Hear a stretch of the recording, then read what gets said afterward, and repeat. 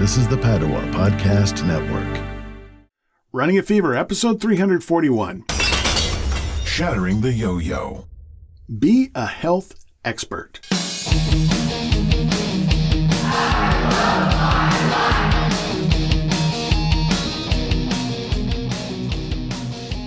Previously on Running a Fever. So my current diet includes a serving of fruit, about a serving of fruit every day. It's been, my diet's been changing quite a bit. I eat a lot more fruit. So I still like to have some whey protein bars on hand and yogurt. But yeah, I usually keep raisins around and peanuts. Actually, there's a lot of fruit in my life now, in my routine and my diet. And I think that's a good thing. I don't know. I feel good. So we'll see. I know it's probably better to have these whole foods than processed foods. And I'm finding out more about diets in the Blue Zones Solution book by Dan Buettner that I have been reading. What works for me? I know that whenever I just said no, I had no diets, that everything was no this, no that, no this, never eat any whatever. That just did not work. Never worked for me at all. Because, what happens is you concentrate on that thing, whatever's in your mind. And if it's a negative, it's still what you're concentrating on. Yeah, so, I'm pretty strong about that. But again, I've always talked about how, I always say, become an expert in your own health, because nobody can be an expert in everybody's health. We're all different. We have different metabolisms. We have different genetic history. We have different preferences.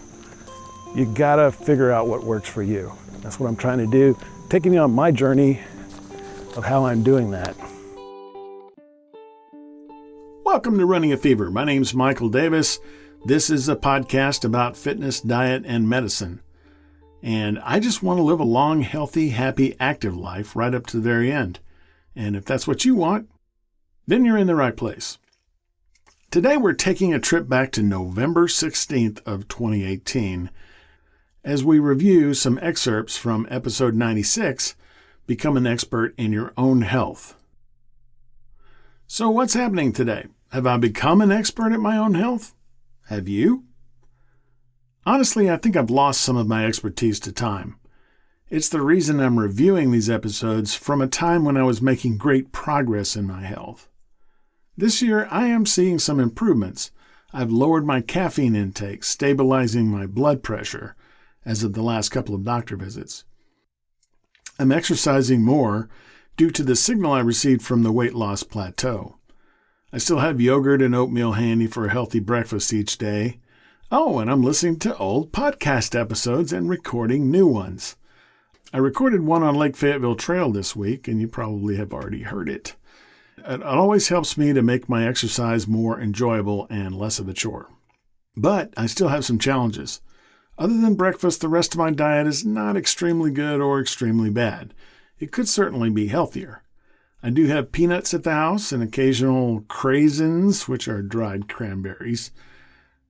These are healthy snacks, though I often grab those chewable sweet vitamin C tablets, and I'm having a lot more cheat days than I should, and occasionally go off the rails completely. So what will I do? Well, I'll keep on learning, keep on podcasting, and practice the things my expertise about my own health has taught me thus far. I believe this is the way to live a long, healthy, happy, active life right up to the very end. So I hope you've enjoyed this episode.